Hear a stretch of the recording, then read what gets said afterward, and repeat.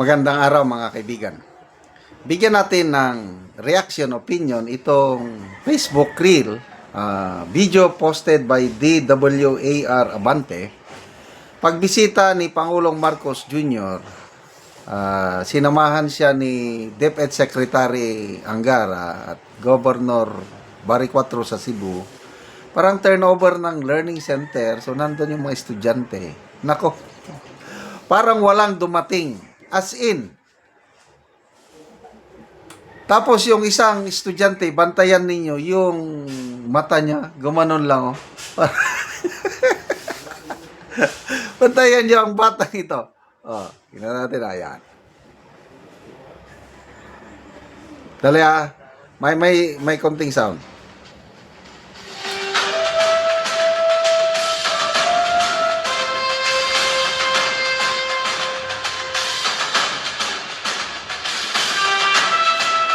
Yan, oh. Ayan, oh, ang mata.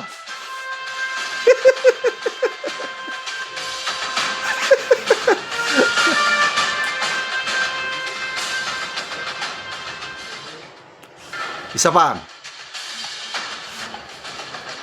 Yan, oh. Pag si BP Sara pa yan, wala na, nagkagulo na.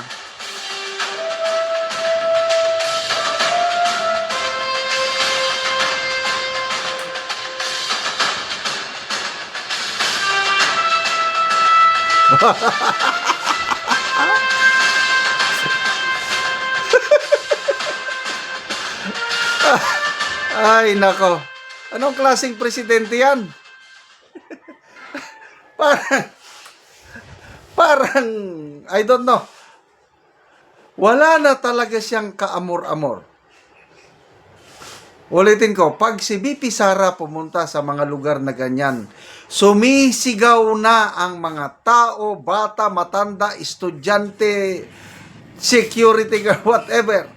Ang layo, yung karisma, yung hatak sa tao, ang layo niya kay BP Sara. Malala ko nung kampanyahan pa nung 2022 na eleksyon, ang isang desire ko lang noon, sana makapagpalitrato ako kay BBM. Yun lang. Akin. Kaya lang, kung na mga campaign rallies niya sa Mindanao noon, sa dami ng tao, ayoko nang pumunta. Later on na lang siguro. But ngayon, kahit hindi ko na siya makita ng personal. Kabaliktaran kasi yung tatay niya, si Pangulong Marcos Sr., idol namin mag-asawa Marcos Sr. Kasi hindi kami nakagraduate ng college pag walang Don Mariano Marcos Memorial State College na ipinatayo ni Marcos Sr. Scholar kami ng bayan, wala kaming ginastos, malaking utang na loob namin Marcos Sr. Kaya nung na-promote akong general, dala ko ang pamilya with my wife. Nung nasa Malacanang na kami, hinanap namin yung portrait ng mga presidente.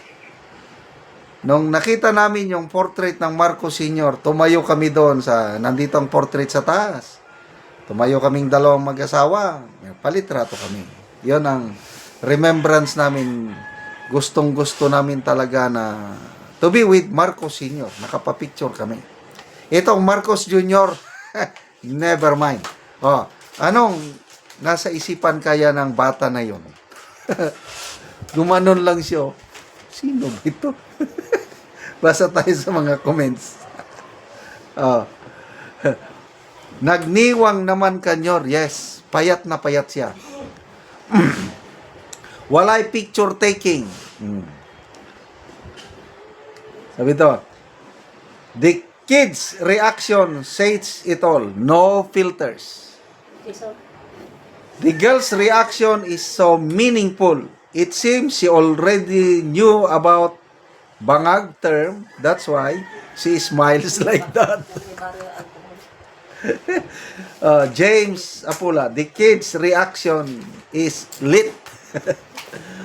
Ray na lang, mababasa mo sa mata ng bata ang pagkadismaya sa iyo.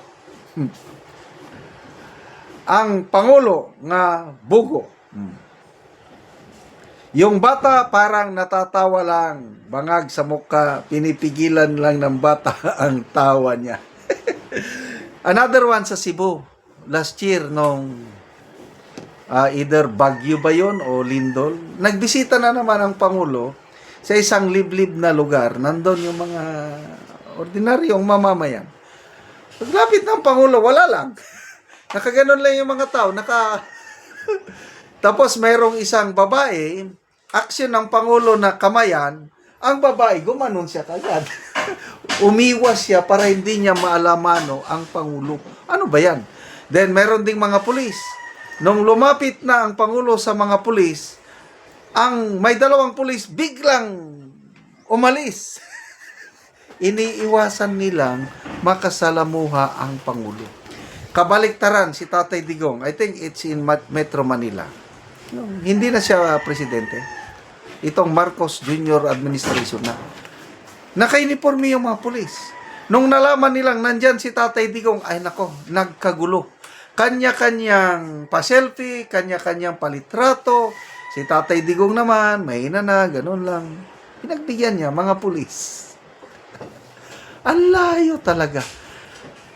So, makikita mo, itong survey ng Pulse Asia, yung negative 9% na net satisfaction or trust rating niya, that speaks it all, isinusuka na siya ng mamamayan. This is Cebu. How much more in Mindanao? Huwag niyong subukan mamasyal. Mayroon pala. Sa Jensan, I think early this year or late last year, namisita sa Jensan. Sa ng mga isda, landingan ng isda, mayroong matapang doon, sumisigaw, Duterte! Duterte! Ay, nako. So, konting tiis na lang, mga kapwa ko DDS. JM Mamaton, grabe ang init ng paghanga kay BBM. Parang walang dumating. Pakitang tao lang yan, tulad nung eleksyon, yung nakaupo, nakapokus sa maleta. Malapit na sa wish list ni Miss Cara. Kasi, kitang-kita mo, namamayat siya talaga. I don't know, anong kalagayan ng kanyang kalusugan ngayon. Salamat mga kaibigan sa inyong pagsubaybay sa ating channel. Nakakatulong kayo ng malaki sa Tribong Talandig ng Bukidnon. Sa channel na ito, namimigay tayo, yung sweldo natin, binibili ng libreng yero at pako, binibigay sa mga Tribong Talandig para makapagpatayo naman sila ng mas maayos na tirahan. Panoorin nyo ang video na ito. Tagaan na mo gyero. Ug karon mo na ni ang atupan sa natagaan na mo og gyero.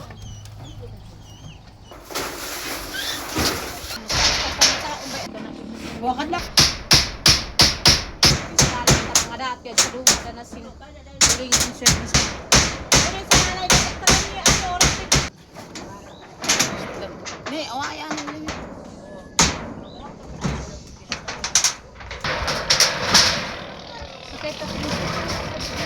Og karon numanagyod sa pag-atop ang gihatag na mo nga yero og among nakita nga maayo na gyud nga tan-awon kay dili na pareha sa una nga walay atop dugay na gyud ni kay gikuanan pag gyud og bagyo so karon naatopan na gyud so maayo na gyud nga tan-awon.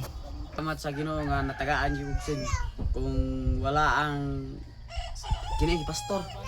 Salamat kayo sa tabang gihatag nga sin sa amo kay ug wala ang tabang nga daan ba ito akong atop sa una then tapos gibagyoan pa gyud then kung wala ang tabang wala gyud mi atop dili mi nani karon ang akong atop nga tsada kung wala ang yung gihatag nga iro so mura to salamat. So pila na dayto ka tuig ang imong atop nga Katuig. Lima na to ka tuig. Daan pa gyud to. Daan na gyud kaayo. So pag bagyo gipalid na gyud. Dala kahoy gigabok na dugay kay natupan. Dugay kaayo. So pila ka bulan nga imo ning himuan diri og para sa atop nga kahoy, pila ka bulan aya nakaatop ka? Totoo yun.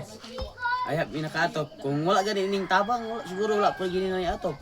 Eh, wala naman, palid na sa hangin. Oo, so wala unsa day imong trabaho? Ang trabaho, Mm, farmers. magmuso lang. Kung unom ka bulan ay ka harvest na ay ka ka makakorta. So walay budget gid sa palit sa yero. So, mura to, salamat. Salamat kayo. Salamat kayo. Salamat ka.